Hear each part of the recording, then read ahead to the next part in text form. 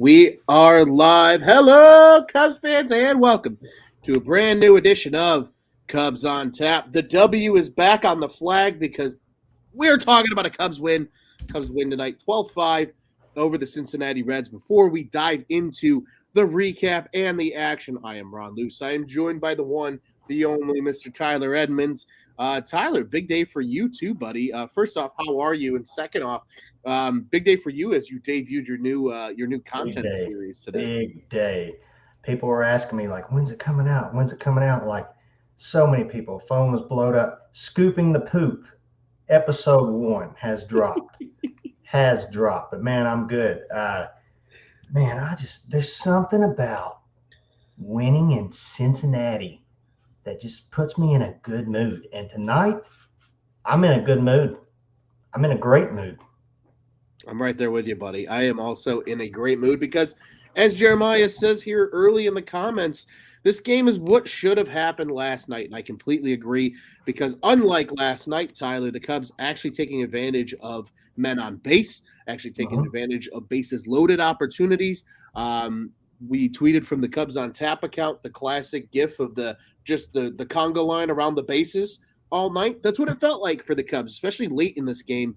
Obviously, they tie it up late and then ultimately run away with it in the last couple of innings. Before we dive into some analysis here, Tyler, just so everybody knows, obviously Cubs win 12-5, and as we noted, most of that damage coming late in the game. Cubs just 2 runs through 6 innings. They were down 3-2, but blow it open. A 6 spot in the seventh, a 3 spot in the eighth, and then just for good measure, they tack on another one in the ninth. A quartet of 3 hit performances this evening, all coming via Cody Bellinger, Ian Happ, Patrick Wisdom, and Nico Horner. Ron, that's music. That's music to my ears, man. Music. You know what's crazy, Tyler, about tonight? I think this is No. maybe a great spot to start because we are on record here at Cubs on Tap. We have bitched, we have moaned, we have been pissed off about the lack of production from guys 4 through 9 in this lineup. Yeah. And I'll tell you what, man, like it feels good to see that Dansby Swanson was 0 for tonight. He walked 3 times. He was Yeah. still on base. Don't get it wrong. But he was 0 for, and this team still put up 12 runs. Patrick Wisdom's lighting the world on fire right now. Eric Hosmer all of a sudden learned how to hit the ball Yeah. Where, and where hit it the in heck did the that air. come from? Like what's going on, man? I mean, talk to me. How are you feeling about this offensive Dude, just explosion like here in game two? well, just like what you just said. Let's look at hitters 4 through 9. What do we got? 3, 4, 7, 8, 9, 10 hits. 10 hits between our 4 through 9 guys. And to kind of relay off what you said as far as it being kind of a slow start, innings 2 through 5, 0 hits. And like we talked about, like you kind of mentioned at first, it felt like it was going to, it had it had a chance to be just like last night, one of those games that we're going to be sitting here at the end of the game like, man, we should have won this. We should have won this. And then after that, innings 6 through 9, let me hit you with the stat: 13 hits, 8 extra base hits, 11 runs.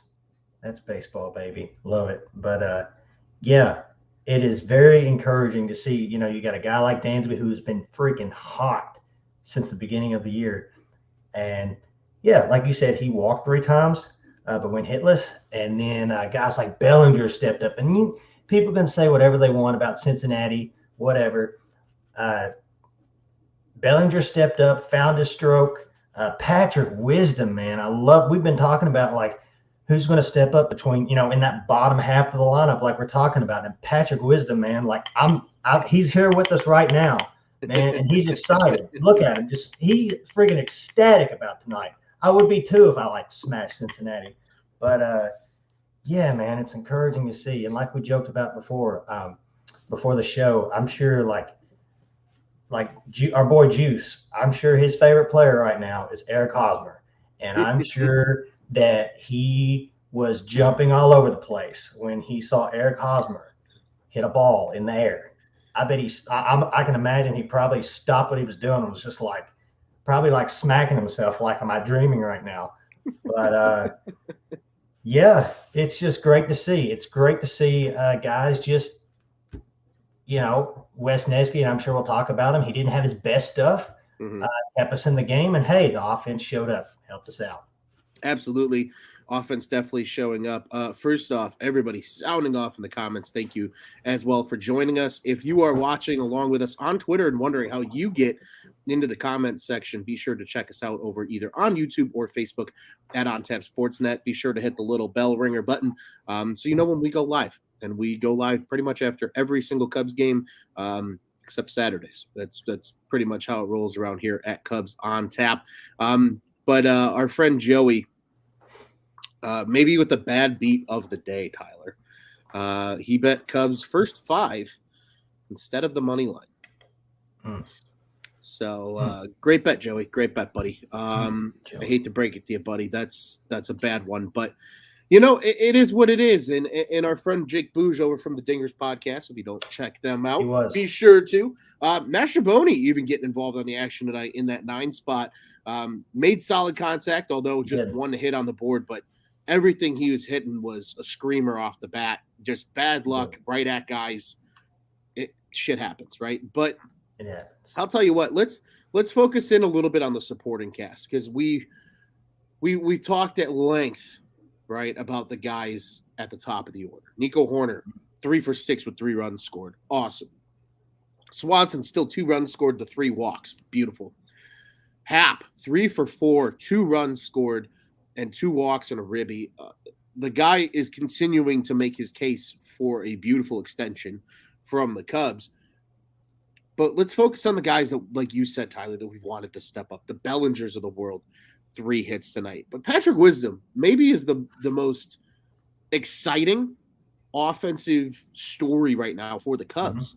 Because, again, like you said, a guy that we were wondering, hey, there's 5-6 guys competing arguably for this third base spot and this first base spot if you kind of combine them into 2.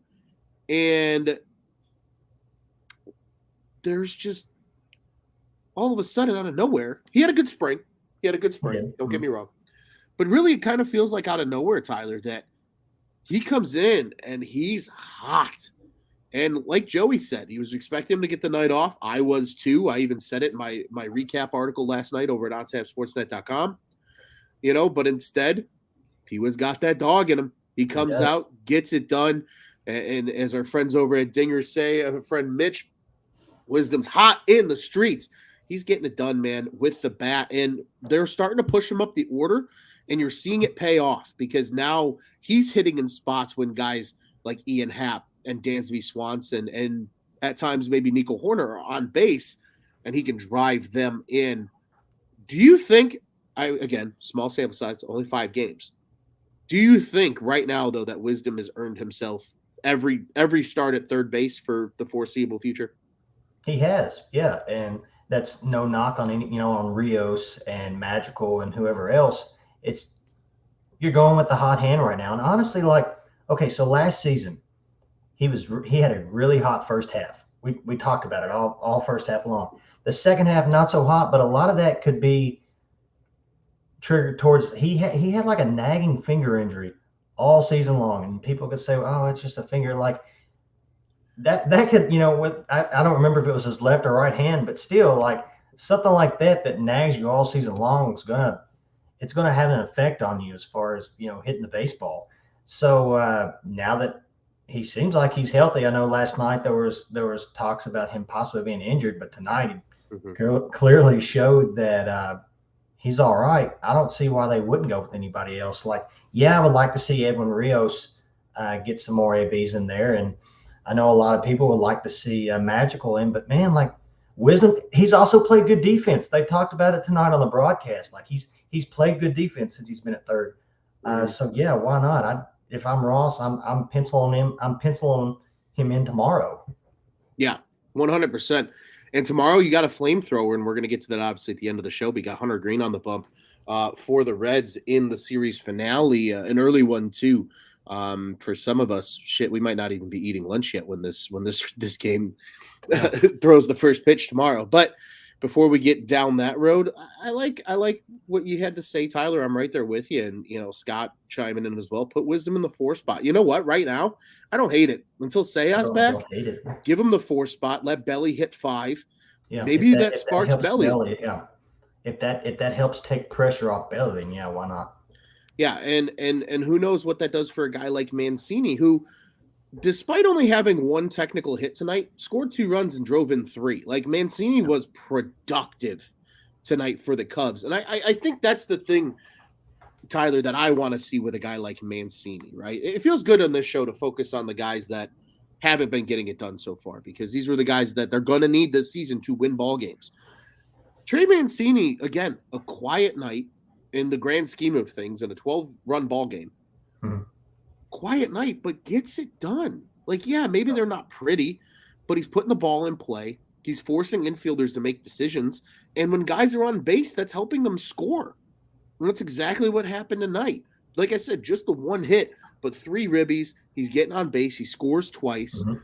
That's exactly the type of offensive production that they're getting from a guy like Mancini, coupled with what they've gotten out of Hosmer these last 2 games, coupled with what they got out of Bellinger these last 2 games. That's the kind of production that, of course, it's not going to be every night. That's just the nature of baseball. And really, Wisdom kind of coming out of nowhere. It's going to take those 4, in my eyes, to support these top 3 until a guy like Seiya Suzuki's back in the lineup. Because then all of a sudden, the entire dynamic of this lineup changes, in my opinion, because now in spots 5, 6, and 7, you have guys that are showing they can get it done. And maybe there really are only 2 spots in your order every given night that you're like, okay, if they go 0 for, we should still be able to get by. And I think that's what's been encouraging about even last night's game, despite it being a loss, but especially about tonight's game as they come out and just lay it on the Reds late in the game. Oh yeah, I agree. Like it's like we talked about, especially and don't forget Mancini even had it was early in the game. He had a sac fly. Like Mancini I feel like between so far guys like Wisdom and Bellinger, like we said, who started to find his stroke back. But Mancini, I'm confident most of the time that he's going to give you a professional at bat, but the most professional at bat between those guys.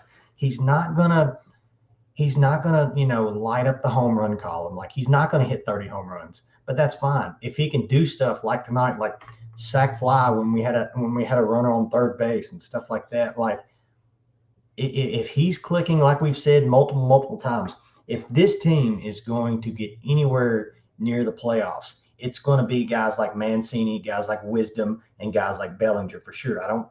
We can say what we want about Hosmer, right? That's whatever we get out of Hosmer, great, not complaining.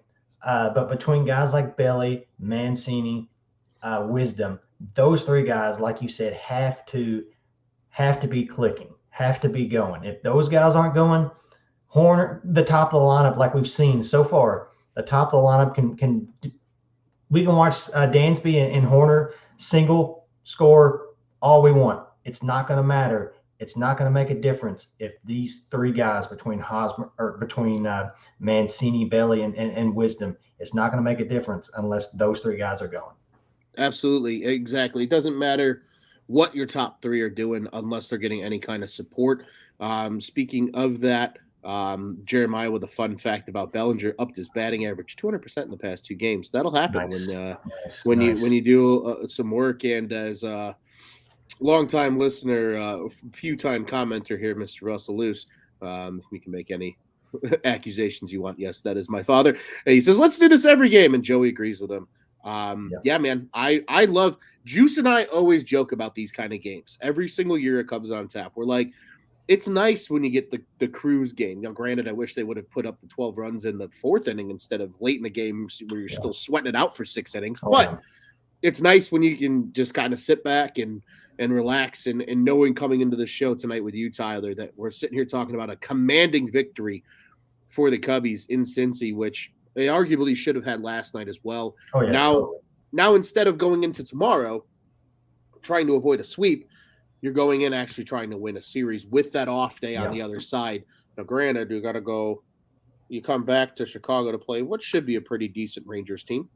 but that's a big off day to get coming back Yeah. from Cincinnati of all places, with it being a getaway day game. Mhm. Like they're going to have a lot of rest time too. So I think that should be a motivator for this team is yes, it's a quick turnaround, but you got a day and a half really of off time before you're back at Wrigley for a 1:20 start on Friday. So that should, spark them and get them going Oh yeah, in terms of motivation.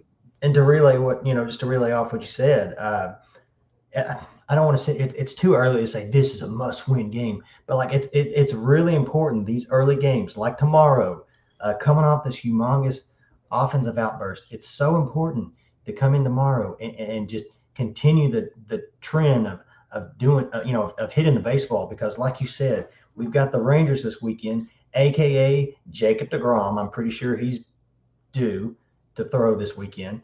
And then after that, you look further down the schedule, like we talked about the other day, like it's not an easy schedule. So games like this game, games like last night, not to bring back bad memories, but yeah, you've got to win these games. You got to win these easy games because, the schedule doesn't get any easier after tomorrow.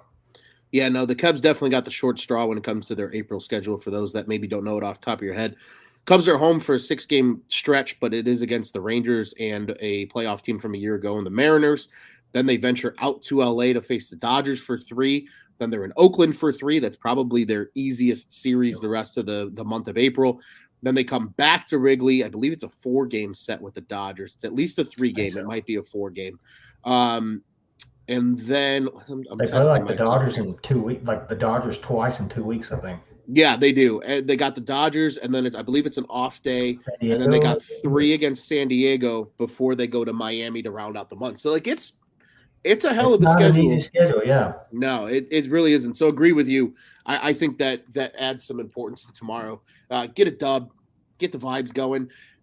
This Texas is probably a team you can win 2 out of 3 against, and then it's the gauntlet, right? Like outside of the Oakland Athletics, you're the next 4 of your next 5 series are against playoff teams from a year ago. So you gotta keep going and just do what you gotta do. But let's talk about something that maybe wasn't as pretty tonight, Tyler, and that was Hayden Wesneski. And not to say that he was atrocious, because he was not by any means, but just didn't have what everybody was hoping for. For those that watched the show a night ago, I said I would do something silly and shenanigan-like if he went over 6 and struck out over 10, and everybody was hyped for it, and that didn't happen. So I am in the clear for the time being, but he still, again, wasn't atrocious. 4 2/3, 6 hits, the 3 runs. I mean, pretty much all coming via the long ball. That is really what beat him up tonight. 2 of those 3 coming on solo shots, just 2 walks, and the 4 strikeouts for Wesneski. So really, you take away the 2 long balls, and it's a really different start for Wesneski. So again, this wasn't Smiley's start of last night where he was cooked and couldn't get it done. It's just 2 pitches got hung up on. They got taken out of the ballpark. This is a Reds team that coming into the series we knew has generated majority of their offense off of the long ball so far this season. So I think it's okay to walk out of this one and look at Wesneski and go, everything's going to be fine. And just like our friend Juice said, Tyler, and this is kind of what I want you to respond to. He said on Twitter, he said he's kind of happy that Wesneski went through this kind of start early in the season, because it's a learning experience. It's a growth opportunity. It's what did I do wrong on those 2 pitches that got taken out of the yard? How can I be better? Because, maybe it's not the start you wanted, but in the grand scheme of it, it wasn't an atrocious start either, where we're sitting here like we were last night about like, wow, why was Drew Smiley even in that game at that point? They let Wesneski get out of it, 87 pitches thrown. They said, hey, young buck, you regroup, and we'll see you again in 5 days. Yeah, part of me wishes they would have left him in that little spot, but I agree with Juice, and even our boy Jake from Dingers, I saw him tweeting about it too. I think honestly, his first pitch of the game, first pitch single, or was it a double? Might have been a double. It was almost like that early punch to the jaw, and it's not like you said. It's not like he was bad tonight. It just felt like he couldn't get into a groove. after that first inning. He took that first punch, it rocked him a little bit, score a run out of it, and it just felt like he really couldn't get locked in like we've seen him locked in before. And to only give up 2 more runs after that via the long ball off of one guy that's hit 3 home runs in the past 3 days. He's hot right now. Yeah. It wasn't awful. And you have to agree with Juice. Hey, let him stay in, try to figure it out. He didn't have his best stuff, and look what happened. The offense finally came around. So, yes, this is different than Drew Smiley's start. Felt more like whatever he was throwing, they were hitting. And it's not like Wes Neski wasn't getting crushed. So I'm not worried about this one. And hey, we ended up getting a win out of it, and hopefully, hey, he can just bounce back from this, and just go up from here. Yeah, and I'm gonna draw a comparison here really quick, Tyler, and I think you'll appreciate this one. This felt like a start that we saw at the beginning of last season for Justin Steele, where he maybe didn't have his best stuff, right? Because we talked about it over the course of the season last year, and as the season wore on and developed, you saw Steele take those noticeable steps forward and grow, where you could tell games that he didn't have his best stuff, but he wasn't fighting it necessarily. He was battling, right? He was, okay, I know I don't got it, but I'm still going to go up there. I'm still going to give it my best effort, and we're going to get through this thing, and I'm going to give a quality start. Now we're starting to see that out of Steele. We saw that just with his first start. Really rough first inning. Couldn't get the command down. Settled in a little bit. Worked out of a jam early against the Brewers. And then cruised through the remaining 5 innings of his start. That's growth. I think that's what happened to Wes Neski tonight, and he just couldn't battle against himself on a couple of those pitches. He might have not had his best stuff, and he might tell you that to your face. Say, hey, I didn't have it, and I tried to battle, and it just wasn't enough to give my best. And as a young pitcher, reminding everybody, he's only 25 years old. He's going to grow. He's going to get used to that. The more starts like this he has early in the season, I think we can see that level of growth that we saw a year ago from Justin in Hayden, where he learns how to battle himself when he doesn't have his best stuff. Because you hear pitchers talk about it all the time, right? Where I didn't have my best stuff, today. Most pitchers will tell you 90% of the time you don't have your best stuff. And it is about being a bulldog and battling. Like the greatest pitchers are the highest compete guys. The Max Scherzers of the world, the Justin Verlanders of the world, the John Lesters of the world, who can go out there and still shove it down your throat when they don't have their best stuff. And I think that's where Hayden is right now. I think he's just trying to learn that. He's trying to figure that out. And once he gets that in his head, he'll be fine, because he's that type of guy that kind of has that little bit of Jake and I talked about this on an off-season episode, that tick on the mound where he can settle in and dial in and give some attitude and get things going. So I'm not worried too much about Hayden whatsoever. But you mentioned the win, obviously, tonight, Tyler. So let's talk about the winning pitcher, because he was actually pretty damn good, aside from a 2-run bomb he gave up in his what was in totality a third inning of work.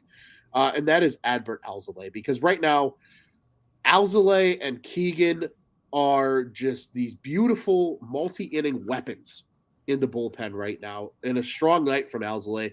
Again, 2 2/3 innings, 2 hits, the 2 runs, both coming on the long ball from, I believe it was garbage. That was a garbage time home run anyway. Exactly. Fairchild with a garbage time homer. He didn't walk anybody. That's a very key stat here. Just 2 walks in totality that the Cubs gave up tonight. Those were both from Wisniewski. So good job, bullpen, not walking anybody down the stretch. And 5 strikeouts in those 2 2/3 from Adbert Alzolay. That's a hell of an effort for a guy who gave you 2 innings on Sunday, turns around on 2 days rest and gives you over 2 tonight. And that might have been why, Fairchild gets the home run in garbage time.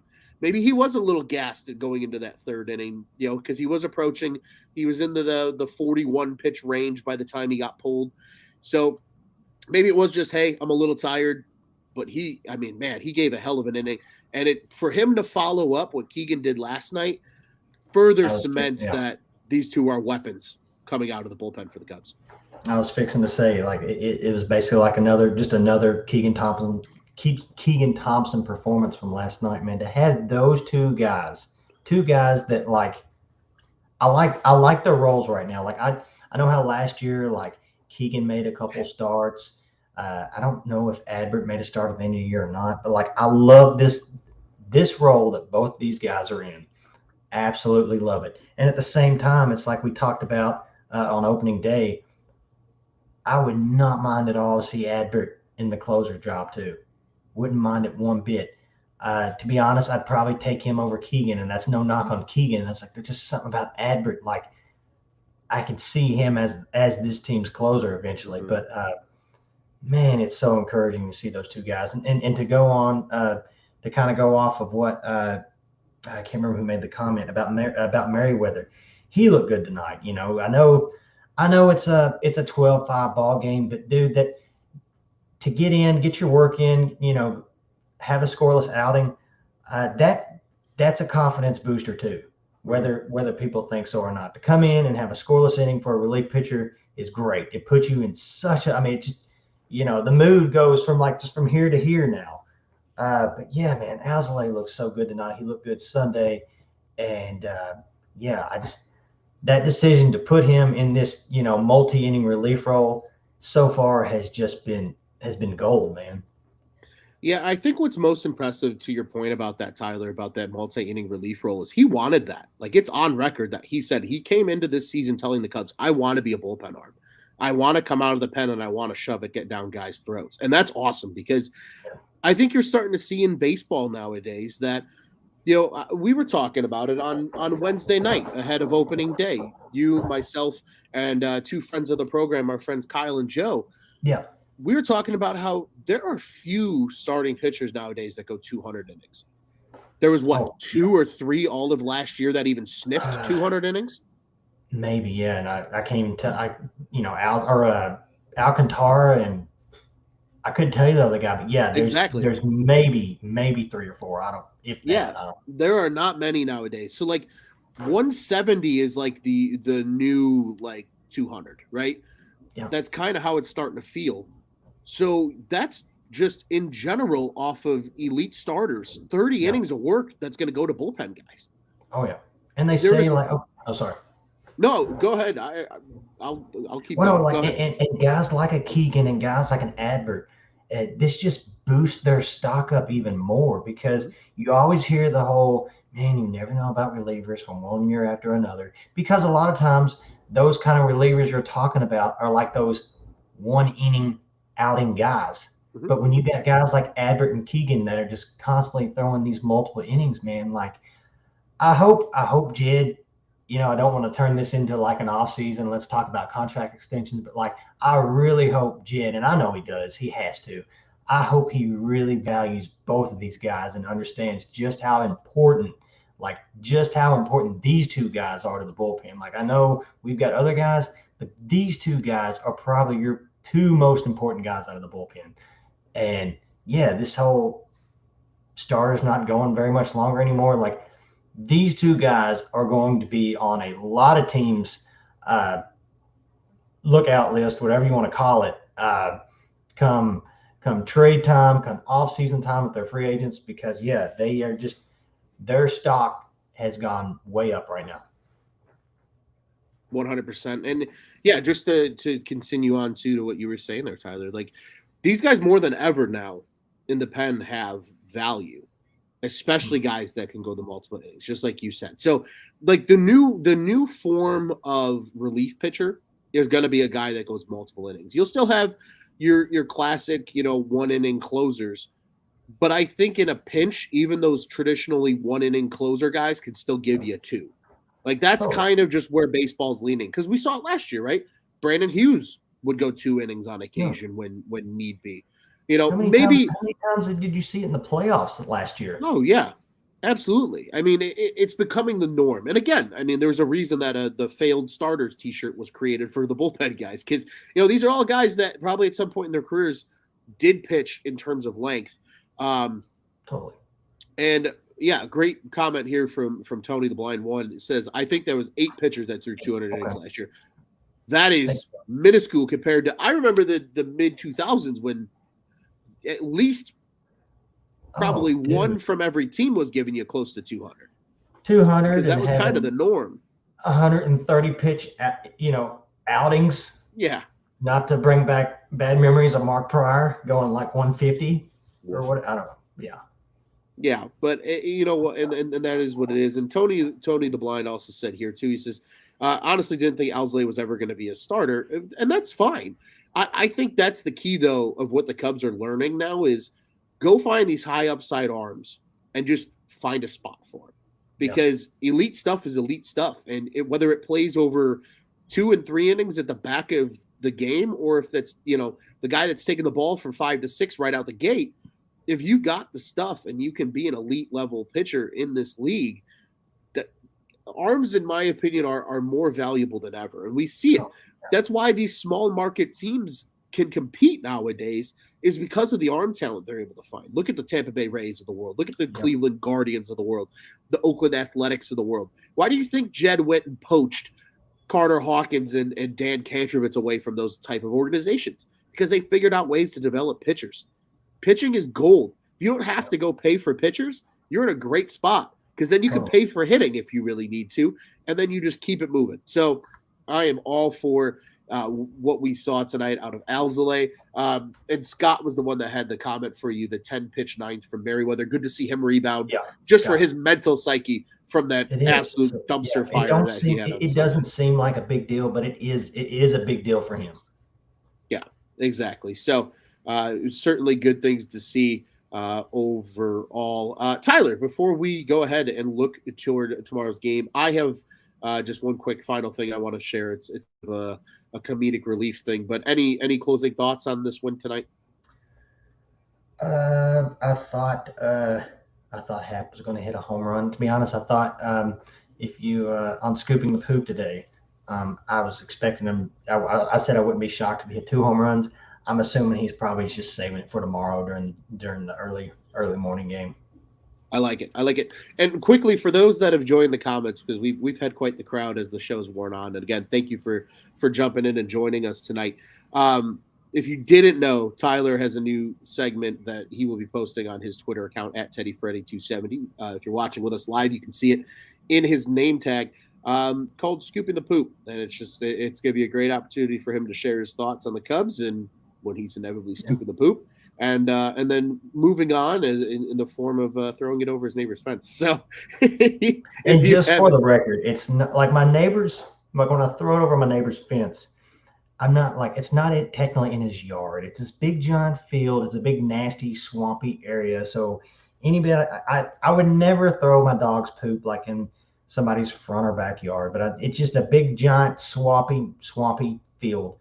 But yeah, some days we might vent, some days we might talk about the positives. And yeah, like you said, Ron, when I drop the poop, it's done. I love it. And yeah, so be sure first off to follow that and tag along on that journey. And secondly, for context, Tyler does not live in your traditional suburb where everybody's on top of each other. He lives in Kentucky. True. Everybody's got land, everybody's got space. And Tyler, you are just helping that swampy area have good fertilizer. You're right. You should see the grass over there. I bet it's fantastic. You're actually doing a ivy green, Wrigley ivy green. You're doing a good thing, my friend. And no, it was fun to watch that today, and I can't wait till you continue to do more of them. And as Jake says here, he loves the new bit, and it's going to be fun. I'm going to be tuning in all season long, and we hope you do as well. My just quick final funny thing.